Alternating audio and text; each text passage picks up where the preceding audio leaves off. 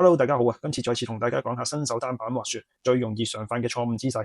腰晒落葉飄，髖關節過度往前進方向傾斜，重心位置完全錯誤。正確姿勢其實你只係需要手放兩側，腰背挺直，膝頭哥微彎，而我哋嘅視線亦都需要帶領住我哋去前進嘅方向。另外喺落葉飄嘅滑行過程當中，我哋嘅膊頭、髖關節同埋雪板三條線都係一致嘅，只係前進嘅過程當中，前邊嘅膊頭會略略低於後邊嘅膊頭少少，避免重心落後嘅情況。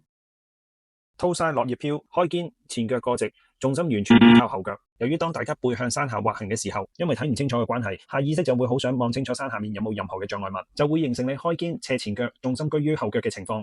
正確姿勢，挺直上身，膊頭對齊雪板，重心居中，先保持我哋toe side嘅基本站姿，視線帶領我哋想滑行嘅方向。前進滑行時，同樣地，前方膊頭會略低於後方膊頭少少，然後將你身體6至70% 重量分配到前腳，之後你腳下嘅雪板就會受到你重量不同嘅分配，造成應變，之後你嘅雪板就會跟住你想去嘅方向繼續滑行。